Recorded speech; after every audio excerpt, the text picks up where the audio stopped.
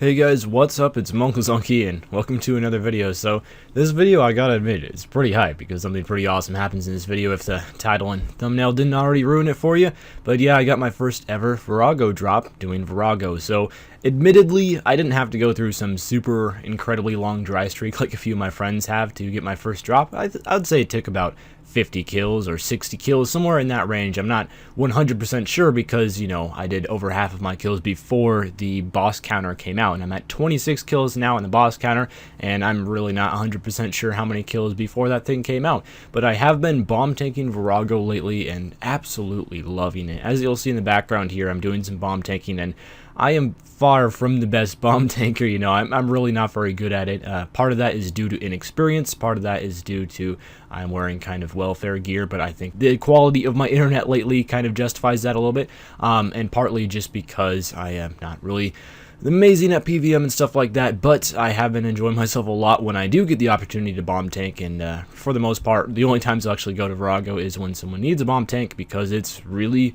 a lot more fun than DPSing. Like most people that do Vorago, I learned how to do Vorago through DPS, but I just find it really boring and not really interesting at all, so I don't have a lot of motivation to go. But it is Scopulus week right now, so if you are looking to get in a Vorago team, now is the easiest time to do it, as it is probably the easiest week, at least for DPSers, and this is the time where the most people are going to be down to do Vorago and stuff like that, so this is definitely a time to take advantage of it if you find this boss fun.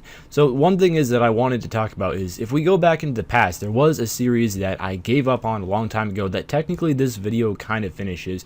I'm not sure how many of you remember the Boss Dropathon, but basically that was a series where I attempted to get at least one drop worth 2 mil or more from every single boss. I don't know why I decided 2 mil or more. I just thought, let's get at least one decent drop from every single boss, and I have now done that, other than Araxor, since I still haven't had the stick piece from Araxor, but Araxor was not out yet when I did start out that series, so I guess this does mark the completion of that series, even though I was more doing this for the current PVM series, which is Condemned to PVM. So I guess that even though I am a few months late, and I did think for a while that I was just going to give up on that series, I finally did complete a series that a lot of people watched and enjoyed, and hopefully this can mean I will complete more series in the future, because I don't necessarily have the best track record with always doing that, especially when it comes to Let's Play videos on my second channel, but that's just the way it is sometimes. So the main reason I did not complete the Boss Dropathon series back when I was actually actively doing it is because I wanted to Vorago and stuff, but it just became harder and harder to find teams as wand prices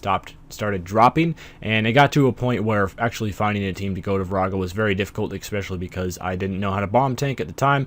I was a little bit apprehensive about learning how to bomb tank because I thought it was a lot more difficult than it is, and it's really not that hard. You just use defensive abilities, and I actually really enjoy it now and relish the opportunity to do more of it. So even though it is still pretty difficult to find teams, at least when it's not Scopulus rotation, I will be getting it done this time. I will not be giving up on Vorago again, because I'll keep doing it for not only the 100 kills that I need for the final boss title, but also for the Seismic Singularity, which is the other drop that I've never had. I'm not going for the pet, because I don't really think that 10k Vorago kills, as well as doing every single other boss in the game to get all their drops, is going to be something that's very workable. I mean, maybe I'll give Vorago pet sometime in the future if I get really lucky and I'm just going for fun, but I highly doubt it that I'm going to get it anytime soon.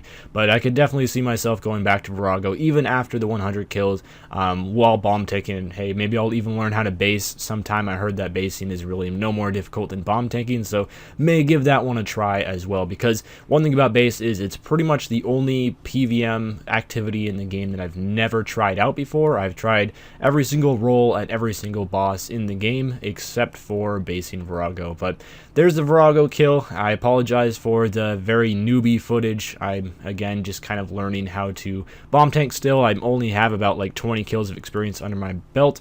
And there is the Seismic wand drop finally, so I was really happy to get that one. Again, first drop ever from Vorago, and this also is the highest value drop that I've ever had, even though technically the drop did not go to me. It was a 101.7 mil split, because Seismic wands have been rising.